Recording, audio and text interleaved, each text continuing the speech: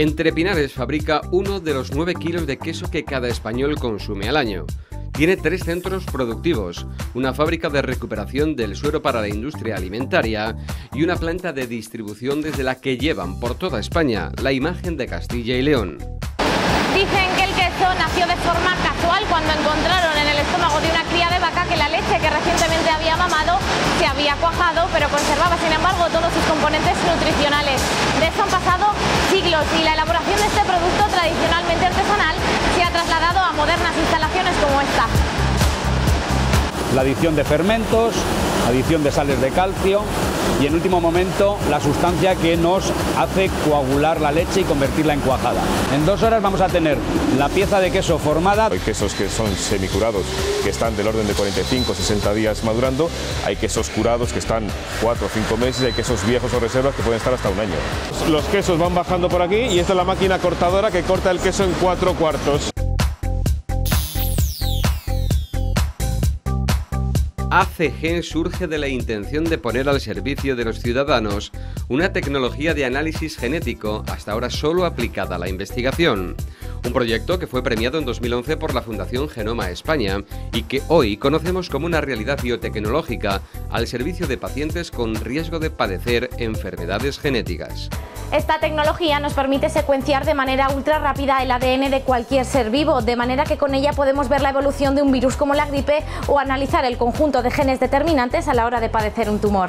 Poder seleccionar aquella información relevante relacionada con determinadas enfermedades para poder proporcionar aspectos preventivos o incluso un tratamiento dirigido. Para todo el mundo, cuando hablamos de ADN, nos imaginamos una doble hélice o nos imaginamos letras que forman parte de ese ADN, pero realmente nosotros nunca vamos a poder llegar a verlo con nuestros propios ojos. En 3 horas, solo 3 horas, tenemos 6 millones de secuencias, paquetes de ADN. Mis posibilidades de desarrollar un cáncer de mama se han reducido de un 87% a menos del 5%.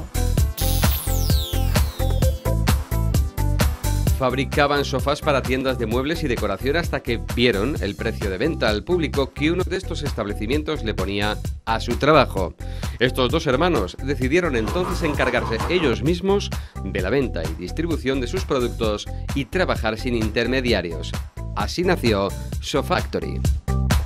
Vela por nuestra comodidad y nos es fiel porque el sofá es el que siempre nos espera en casa para hacernos sentir como reyes. No en vano, este mueble nació a partir de los tronos de los mandatarios árabes y egipcios y en esta fábrica de Valladolid fabrican 7 piezas cada día. Esto serían 2 plazas, por ejemplo, con los polvos de talco, al estar picado. Y con los agujeritos nos pasa el polvo de talco y nos queda el dibujo en la tela, ¿no? Todo marcado.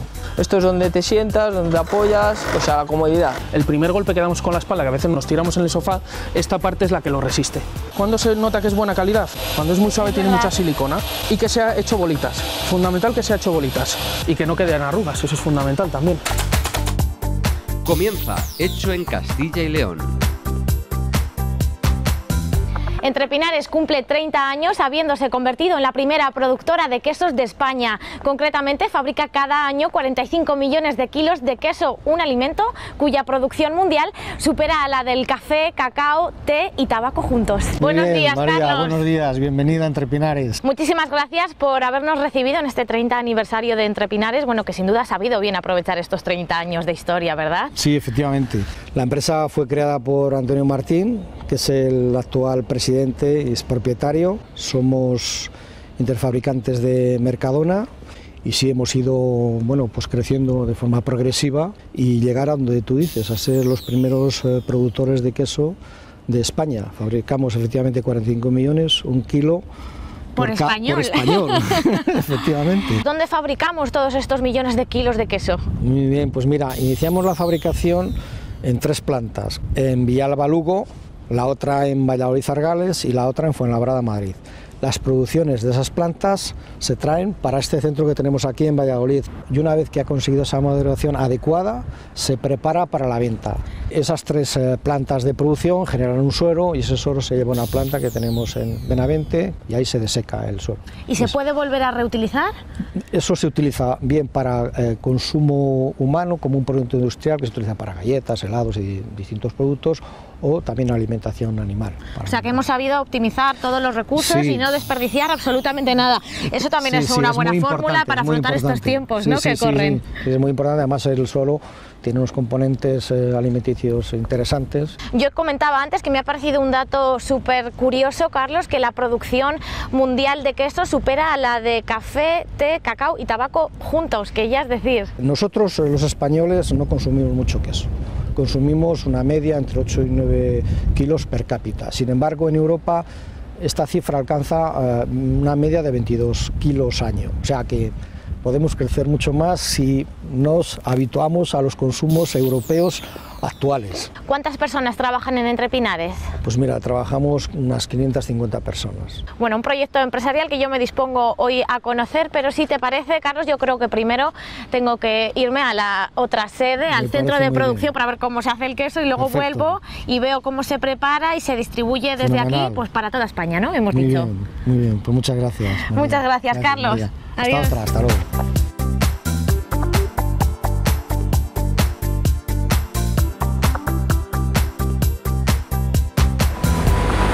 Julián. Hola, buenos días. Buenos días. Estamos recepcionando leche, ¿no? Que es como empieza el proceso productivo en esta fábrica. Está claro. Tenemos los camiones de recogida que vienen a diario a traernos leche de toda Castilla y León, de las 3 especies, vaca, oveja y cabra, que con ello vamos a elaborar nuestros productos. ¿Qué cantidad de leche llega cada día? Bueno, nos estamos moviendo alrededor de 400-500.000 litros diarios. Vaca, oveja y cabra. Eso es. ¿En qué proporción utilizamos estas cantidades? Bueno, nosotros elaboramos puro de cada especie, de oveja, de vaca y de cabra. Y luego elaboramos queso de mezcla. La vaca sobre el 60, oveja sobre el 20, cabra sobre el 15. Recepcionamos la leche y bueno, ¿cómo comienza el proceso? Primero hacemos el control de pesaje y se hacen los controles mínimos obligatorios para dar el ok de descarga, hasta llegar a los tanques finales de almacenamiento. ¿Qué son estos? ¿Qué son estos?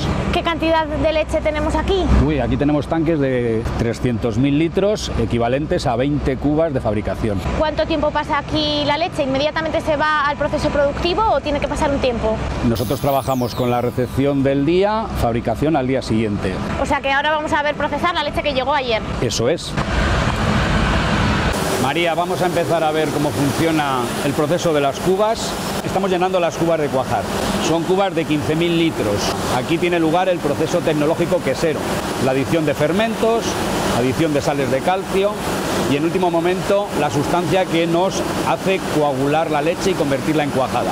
Popularmente siempre se ha llamado cuajo. El nombre concreto de la enzima se llama quimosina. Y es la que consigue que toda la leche líquida pase a cuajada. Como una cuajada que todos nos estamos imaginando ahora mismo, la que ¿no? nos compramos en la tarrina pequeña, pero de 15.000 litros.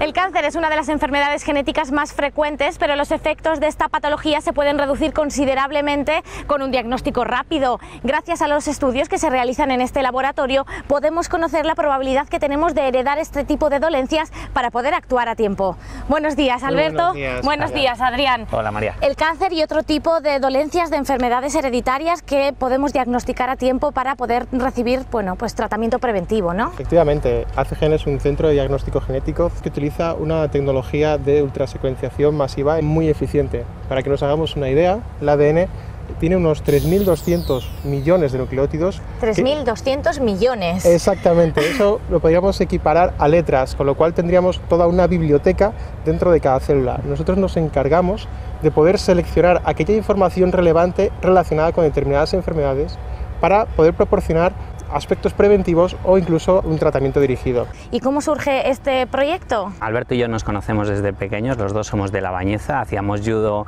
juntos, o sea, hemos crecido como quien dice, carne, ¿no? Exactamente. Y cuando hablamos de nuevas empresas, startups de este tipo, al final tiene que haber una complementariedad de perfiles en el equipo promotor. Tenemos aquí un aspecto científico y un aspecto de mercado de empresa. Y bueno, pues cuando Alberto me presentó esta idea para allá, para principios de 2010, la verdad es que yo le propuse hacer tándem y lanzarnos a la piscina juntos, trasladando algo que habitualmente se aplica a la investigación a un servicio real. Yo quiero que me lo enseñéis. Faltaría más. Adelante.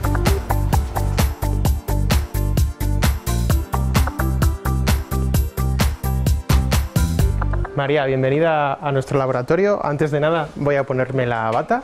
Nos equipamos. Nos equipamos bien. Hay que tener precaución, no tanto para contaminarnos nosotros, sino para procurar no contaminar las muestras de ADN que tenemos en el laboratorio.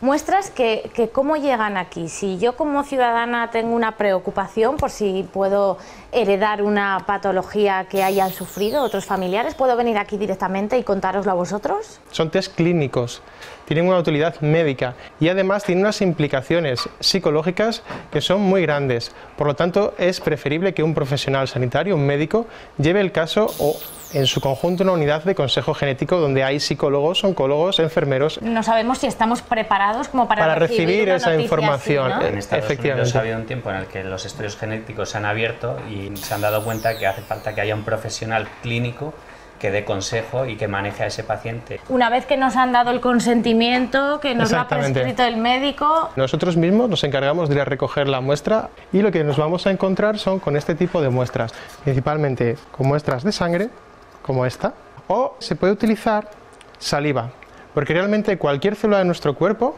a no ser los gametos, podemos utilizarlo para análisis genético de tipo hereditario. ¿Cómo extraemos información de la sangre o de la saliva? Exactamente, lo que tenemos que hacer es aislar el ADN y quitar todo lo demás que tiene la célula. Necesitamos ADN puro. Y el ADN está en cualquier célula de nuestro cuerpo, ¿no? Exactamente, desde las células de la piel cuando nos frotamos, en la saliva, las células de la boca, las células de la sangre.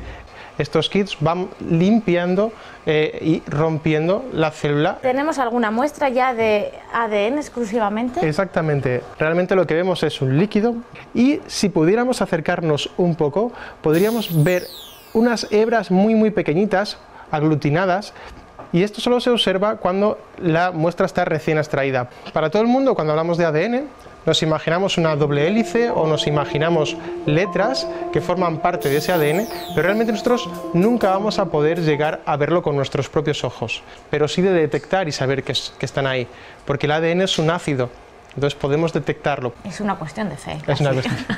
Pues sí, la verdad. Una vez que ya tenemos extraído el ADN, te voy a contar qué es la magia que hacemos para cortar y amplificar solo las regiones del ADN que nos interesaban.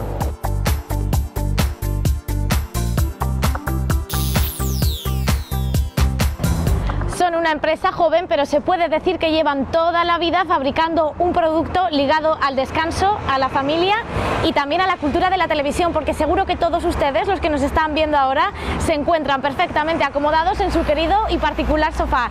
¿Quieren saber cómo los fabrican en Sofactory? Hola, buenos días. Hola, Armand. Buenos días. Hola David, encantada de saludaros y de venir a conoceros. Yo comentaba que Sofactory es una empresa joven, pero vosotros lleváis haciendo sofás un montón de tiempo, ¿no? Pues de toda la vida. Desde pequeños nuestro padre nos enseñó un poquito el oficio. Nos dejaba ahí de vez en cuando cortar alguna tela o enfundar o cosas fáciles. Y nos hemos ido pues especializando un poquito. ¿Y cómo disteis ese salto? Bueno, ese paso natural, ¿no? En muchos negocios de algo más pequeñito, bueno, pues a algo un poquito más ambicioso. Nos estamos especializando en algo que en el mercado no estaba muy extendido, que es la medida especial. Cada uno tenemos una medida en casa, un salón diferente, colores, una altura diferente cada persona. Ha evolucionado mucho, bueno, pues este oficio en cuestión de materiales, técnicas, o los sofás se siguen haciendo como los hacía vuestro padre. La mano de obra es imprescindible porque cada sofá nosotros le hacemos diferente, pero luego sí que van saliendo materias primas nuevas, ya sean tejidos, espumas nuevas, el viscoelástico, nuevos mecanizados con un motor, 2 motores. Ahora mismo te ponen hasta sonido en los sofás. Entonces, una vez que yo he escogido un modelo de sofá que, bueno, pues que me gusta, te cuento pues cómo de grande es mi salón, lo grande que soy yo ya lo ves, ¿no? ¿Y por dónde seguimos? Tengo que escoger un poco el color y el tipo de tela, ¿no? Una de las partes muy importantes es sobre todo el tejido que le quieras poner. Este tipo de gama es de fácil limpieza. ¿Qué significa? Que si se te cae una gota, una mancha, el tejido no absorbe esa mancha. Entonces te da tiempo a poner un papel absorbente y sacar la mancha, desprenderla, y si no, pues lavadora. Los colores de las paredes, los muebles, el suelo, todo eso influye para que luego te vayas a un tipo de tejido diferente, un tipo de tonalidad. Hay gente que le gusta un brazo con mucho diseño ancho y que sea totalmente recto, y hay gente que tiene muy poquito espacio y necesita la máxima bancada y el mínimo brazo posible. ¿Me enseñáis cómo hacéis un sofá a medida? Eso está hecho.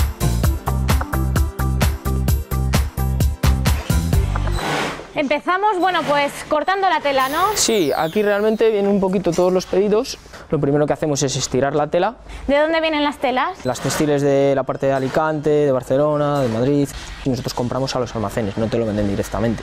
Y bueno, un sofá estándar, ¿cuántos metros de tela puede llevar? Entre 18 y 20 metros, ya depende un poquito de la combinación. Que puede ser del mismo color o de colores diferentes, ¿no? Hasta y lo que tiene aquí son, bueno, pues los patrones, sí, unos patrones estándar que luego también, bueno, pues se pueden modificar, ¿no? Sí. ¿Corresponde a un sofá entero? Esto serían 2 plazas, por ejemplo. En esta parte tendríamos lo que es un brazo, que va todo entero de tela. Luego llevaríamos aquí lo que es la parte de la base, donde van encima los cojines que te sientas. Eso es. Eso sería lo que es la parte de la base. Y luego pues el otro brazo, la trasera. Tenemos todos los patrones picados, con todas las medidas, las plantillas, modificaciones. Entonces, ahora con los polvos de talco, al estar picado... Y por los agujeritos nos pasa el polvo de talco y nos queda el dibujo en la tela, ¿no? Todo marcado. Tiene que ser un poquito tratado dermatológico porque si no, como estás todo el día con ello, pues se te acaban abriendo los dedos. A ver qué tal tienes las manos. Bien, ¿no? Sí. Suavecitas.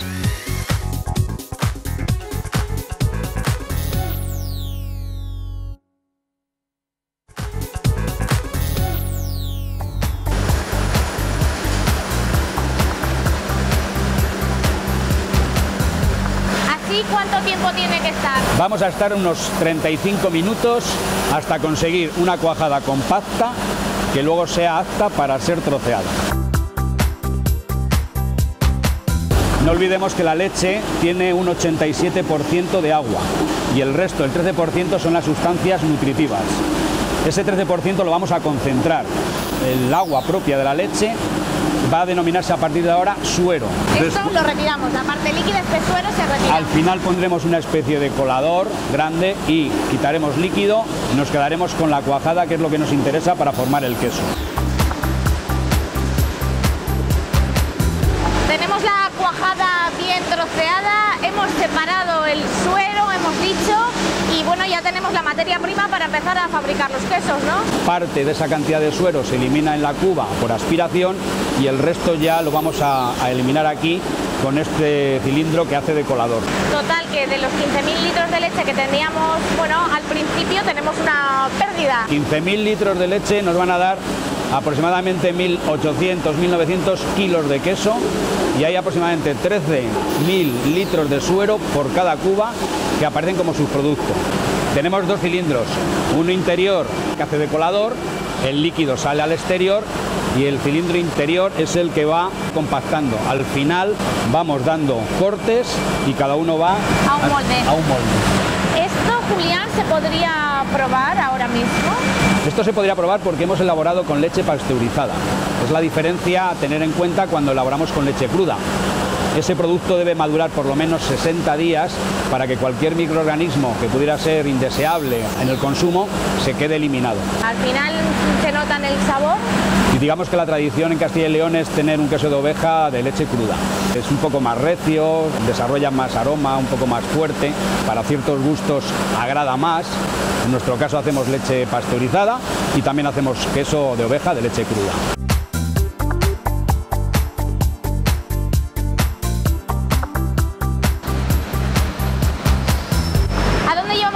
Ahora, Julián, estos ya están llenos, ¿verdad? Estamos entrando en el bastidor de prensado.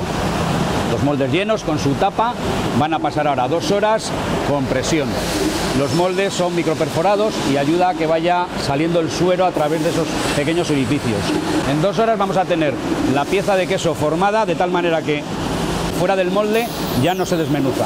Estos moldes se llaman cinchos tradicionalmente, ¿no? Bueno, el cincho digamos que es el interior rayado que daba, digamos, relieve a la superficie del queso, pero hay moldes lisos también, ¿eh?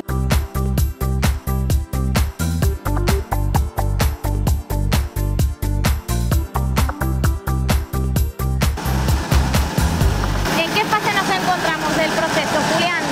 Bueno, ya hemos llegado a la penúltima, digamos, y esto es un baño de sal concentrado, porque, bueno, en principio es soso, ¿no? Vamos a enfriar el producto. Estamos trabajando a unos 30 grados y la fermentación hay que pararla un poco. Y lo tercero es que el baño de agua salada lo que va a hacer es que la pieza va a empezar a endurecerla algo.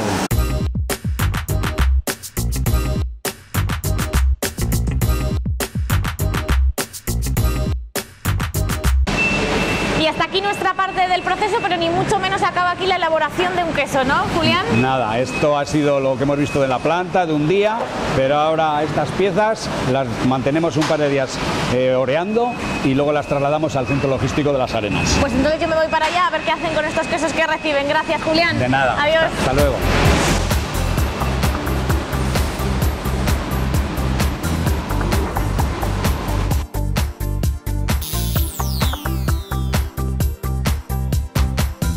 Siguiendo el símil que te contaba, imagínate que de una biblioteca entera vamos solo a extraer pequeñas frases de información que son las más relevantes del texto. Y además de una forma súper rápida. Lo que está haciendo ahora mismo es cortar el ADN en pequeños fragmentos, muy pequeños, aproximadamente de 200 letras.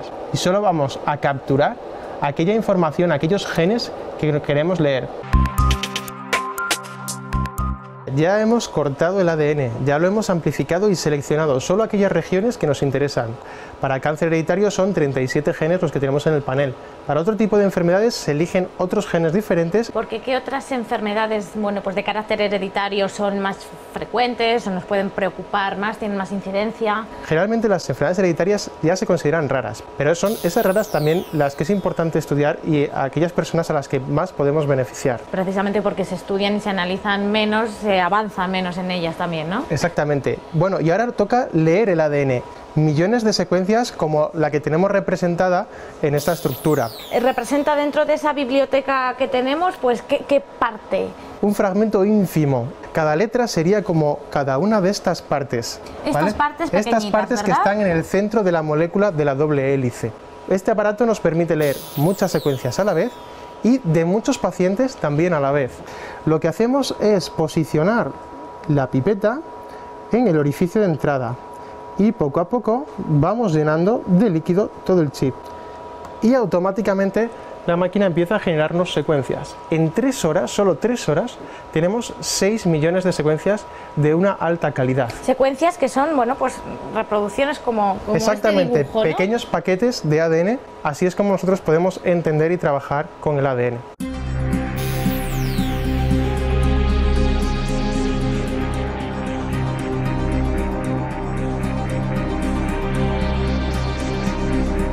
Adrián, ¿y qué tipo de respuesta nos da esta tecnología? ¿Nos dice si tenemos probabilidad de heredar una enfermedad? ¿Nos da un porcentaje? Bueno, pues una vez que salen todos los datos del secuenciador, pasan por lo que se llama un tratamiento bioinformático. ¿Y se puede decir que comparamos los datos que hemos extraído de una determinada prueba con un modelo que sería estándar? El genoma, exactamente. Por decirlo de algún modo, es el estándar del ser humano. Entonces, de ahí empiezan a surgir diferencias. Claro. Y ya es el médico el que decide. Esas mutaciones, dependiendo cuáles, ya se puede saber qué porcentaje de predisposición. O sea que al final sí que se obtiene un porcentaje, ¿no? Sí. Creo que un ejemplo práctico de todo esto que estamos hablando fue lo que le ha ocurrido a Angelina Jolie. Efectivamente, se hizo un test genético, tipo el que hacemos nosotros, además con tecnología de secuenciación masiva, y a ella le salió una mutación en uno de los genes, digamos, diana, habituales, y obviamente pues dijo, para dar también ejemplo y evangelizar, ¿no?, e ilustrar al resto de mujeres que no pasa nada, fue cuando tomó la decisión de extirparse los pechos. Es una de las muchas medidas que se pueden tomar en función de cuál es la mutación. Quería escribir esto para decirles a otras mujeres que la decisión de someterme a una mastectomía no fue fácil, pero ahora estoy muy contenta de haberlo hecho.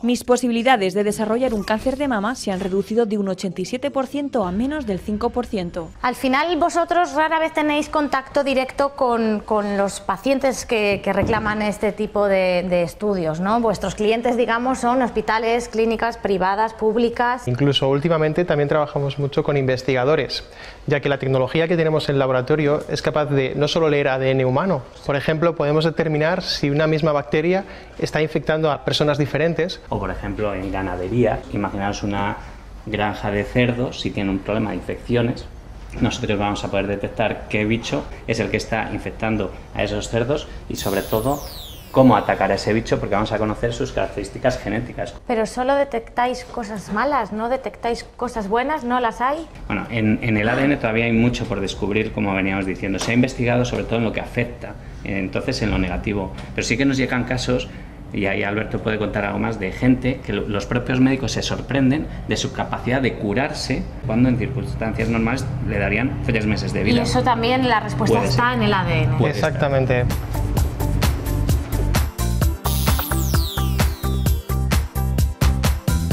Y aquí lo tenemos, ¿no? No falta aquí está nada. marcado, lo que es la parte de tapicería. Entonces, Sin los cojines. Sin los cojines. Y modelos estándar que luego podéis modificar al gusto del cliente, hemos dicho, pero ¿cuántos tenéis? Sí que habrá unos 10-12 modelos en principio y luego, claro, cada uno con 50 o 60 medidas diferentes. Cortamos y cosemos. Efectivamente.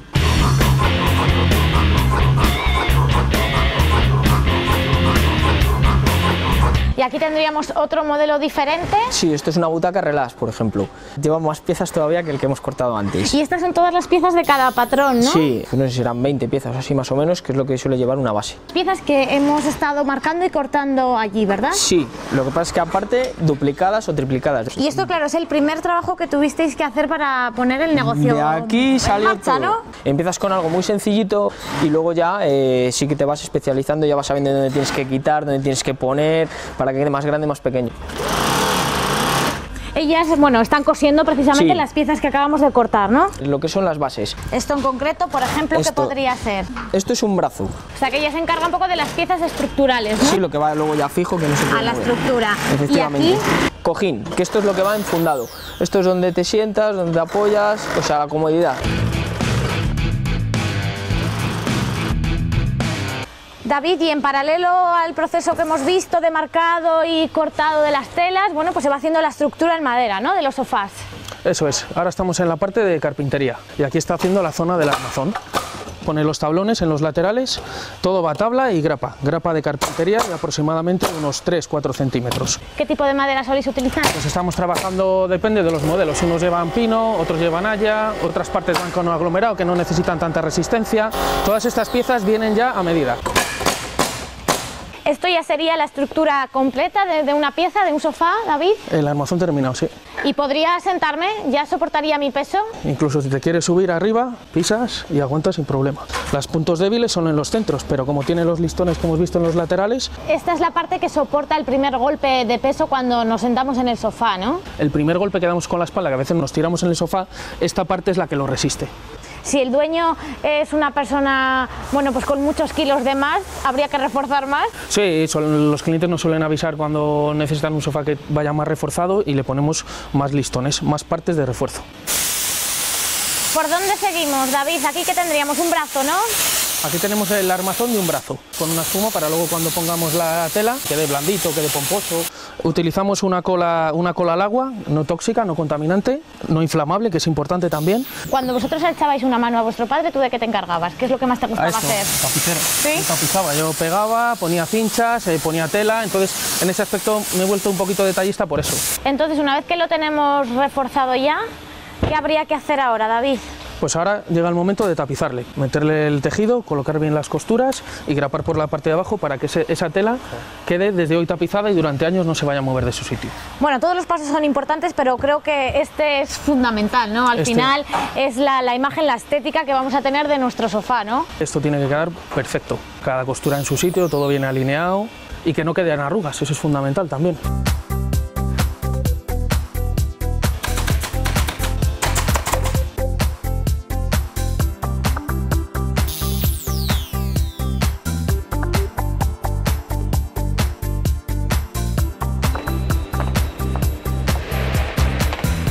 Santiago, buenos días. Hola, buenos días. Encantada de saludarte. Mucho gusto. Los quesos que acabo de ver fabricar en la otra planta que Entre Pinares tiene en Valladolid podrían ser perfectamente estos, Pueden ¿no? ser perfectamente estos, porque este camión lo hemos recibido hace 10 minutos y viene de la planta de Argales. Cuando el queso llega aquí, ¿vosotros ya sabéis qué destino, qué producto final se va a elaborar con ese queso? Efectivamente, todo palé de queso viene con una tarjeta de identificación donde ya se dice lo que va a ser y a qué va a ser destinado. ¿Qué cantidad de queso recibimos diariamente en estas instalaciones? Casi 300.000 kilos diarios. Veremos que hay una serie de cámaras de maduración en las cuales cada queso va a una de ellas en función del tiempo que allí vaya a estar. Hay quesos que son semicurados, que están del orden de 45 o 60 días madurando, hay quesos curados que están 4 o 5 meses, hay quesos viejos o reservas que pueden estar hasta un año. Y todo está, por lo que veo, totalmente informatizado. Efectivamente. Cogen los palés y se los llevan ellas solitas, Ellas ¿no? solitas vienen, saben lo que han cogido, saben dónde lo van a llevar. ¿Me enseñas alguna de las cámaras donde se están madurando los quesos? En esta cámara, ¿qué tipo de quesos estamos madurando? Aquí entran todos los quesos, porque esta es la cámara que llamamos el secadero. Aquí los quesos pasan aproximadamente 30-35 días. ¿Cuántos quesos hay aquí ahora mismo? Pues ahora mismo esta cámara tiene unos 900 palés de queso, lo que equivale aproximadamente a casi unos 450.000 kilos de queso, solo en una cámara. Hay que tener en cuenta que tenemos 14 cámaras. ¿Y en qué condiciones? ¿Qué necesitan estos quesos? El secadero concretamente pues requiere aproximadamente unos 10-11 grados de temperatura y una humedad relativa aproximadamente del 80%. ¿Qué estamos haciendo ahora, Santiago? Esta máquina lo que hace es voltear los palés de queso.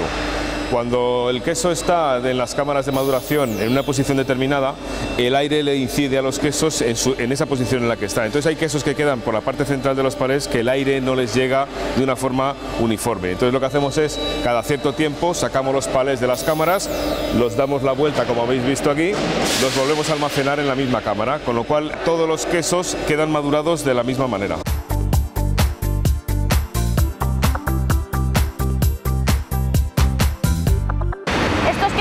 De las cámaras, se han madurado, ya vemos que están pintados también. El queso semicurado lleva una pintura de color grisácea casi negra y según vas avanzando en curación, los curados o viejos van hacia tonalidades marrones. ¿Pero podemos comernos esta corteza o no? No es recomendable. En el tierno no pasa nada porque prácticamente no hay corteza, pero en los demás quesos es bueno retirarla. Se despaletizan, se distribuyen a las salas de corte y envasado y a partir de ahí lo envasamos en su correspondiente envoltorio. Y a partir de aquí podemos hacer cuñas, lonchas, dados, queso rallado. Efectivamente. Por ejemplo, en esta línea lo que vamos a hacer en este momento van a ser cuartos. Los quesos van bajando por aquí y esta es la máquina cortadora que corta el queso en 4 cuartos. En esta parte es donde los trabajadores, bueno, más cerca y más en contacto están con el queso. Por eso vamos tan bien protegidos. Efectivamente, esto es una ¿no? sala limpia que requiere unas medidas de limpieza extremas. Siempre utilizan guantes, se utilizan mandiles, utilizamos mascarilla para que nada interfiera la calidad del producto. La introducción en ese recipiente se hace de forma manual para garantizar el posicionamiento correcto y se da en la última inspección visual a que el producto va ok y a partir de ahí es un sellado definitivo del envase para su posterior paletizado y envío al cliente. Un envase al vacío, ¿no? Normalmente. Efectivamente, lo normal es hacer envase al vacío. Todas las salas confluyen en este espacio donde van llegando ya los productos procesados para su distribución. ¿Cuántas referencias hacemos, Santiago? Pues tenemos unas referencias aproximadamente unas 80 o 90. Las formas de consumo, bueno, pues van cambiando, ¿no? Efectivamente, hay que amoldarse a lo que el mercado y el cliente va requiriendo. Cada vez te piden más la cuñita cortada. Claro, las familias cada vez son más pequeñas. Claro. Yo no me puedo comprar un queso entero. Un queso de 3 kilos te dura todo el año. Es mejor comprarte las cuñas o las cuñas ya cortadas, que es abrir y comer directamente sin usar cuchillo. Casi el 100% de toda la producción de Entre Pinares podemos encontrarla en los supermercados Mercadona exclusivamente, El 100% de la producción de Entre Pinares se suministra en los supermercados Mercadona. Esto nos asegura que llega pues casi a toda España. A toda España. Sin embargo, bueno, habéis conseguido, y eso es algo muy positivo para vuestra marca y para nuestra tierra también, conservar precisamente vuestro nombre. Nuestra marca Entre Pinares, que aparece en el 80% de lo que fabricamos.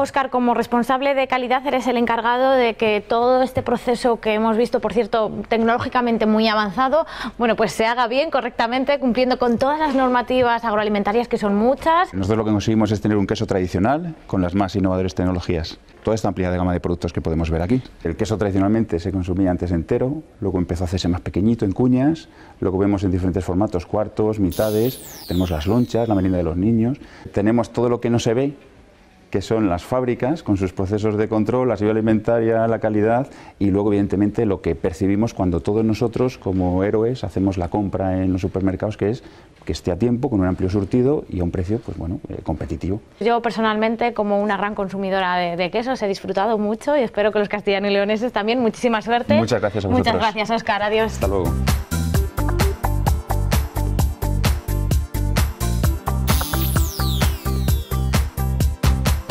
Bueno, María, pues te he traído a conocer a uno de nuestros primeros clientes que está aquí en el Hospital Clínico Universitario de Valladolid. Es un grupo de investigación que hace cosas muy interesantes en el ámbito de la microbiología. Eso quiere decir que analiza virus, bacterias y otros bichitos, ¿no? Sí, se usan de nuestros servicios de la secuenciación masiva de ADN para conocerlos un poquito más al detalle y bueno, pues sacar conclusiones. Mejor te cuentan ellos. Sí, vamos a conocerlos.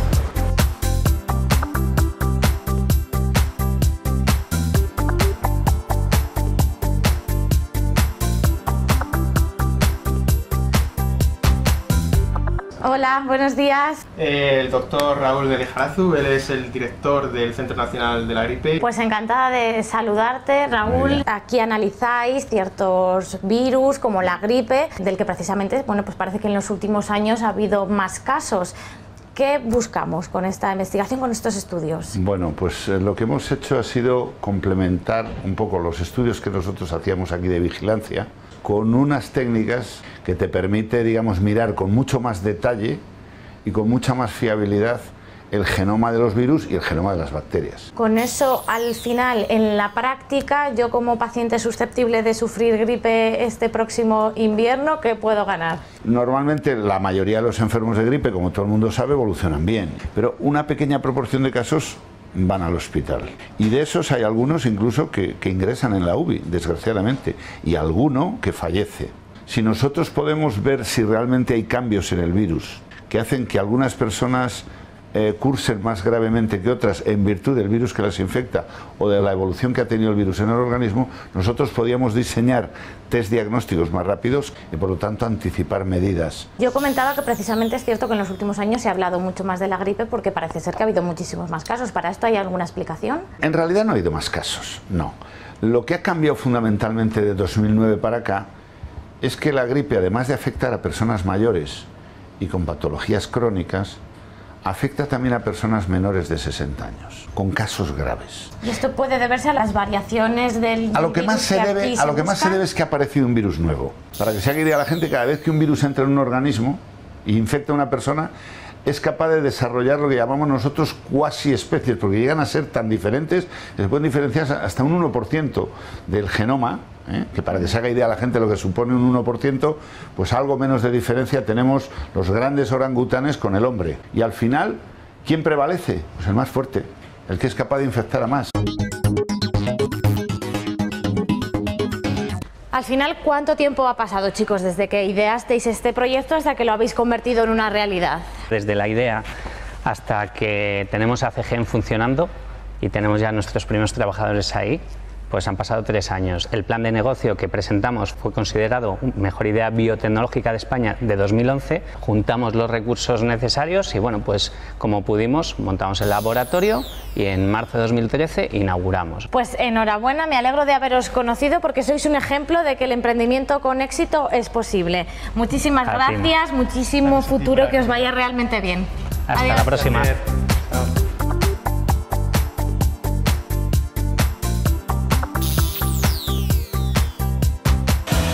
¿Y esta máquina qué es lo que está haciendo? David, ¿qué hay ahí dentro?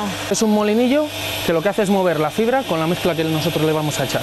2 tipos de relleno estamos trabajando. Fibra, que es como algodón picado.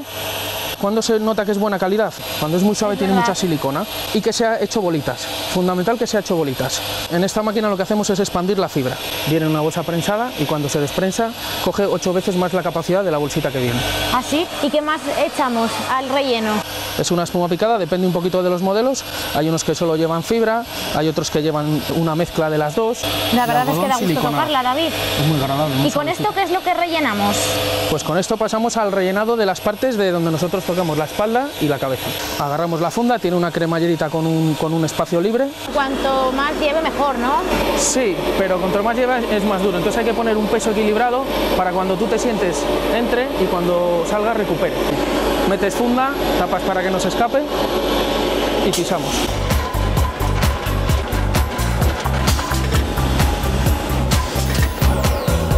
vemos ya la mezcla hecha y terminada. Mira, vamos a añadir esto también. Vale, perfecto. Y estos son los rellenos para los cojines, ¿no, David? Eso es, aquí tenemos la parte de los asientos. También hay diferentes tipos de espumas, imagino, para rellenarlos, ¿no? Aquí tenemos, por ejemplo, dos tipos de densidades. Esto es una densidad 30 kilos y esto es un 40 kilos. Metro cúbico, ese cuadradito de metro por metro por metro, lo tenemos que pesar y tiene que pesar 30 kilos. Y este pesa más, ¿no? Ese pesa 40 kilos, significa que tiene 10 kilos más de goma, entonces es más resistente. ¿Cuánto tiene que durar un sofá? Depende un poquito del uso, depende del peso, depende si tienes niños, todo influye mucho. Tenemos que enfundar, ¿no?, alguna de estas espumas. Sí, vamos a ir a probar y vamos a enfundar, por ejemplo, este cojín que es bien grande. Qué pollo aquí entera, ¿eh? Toma, Luis.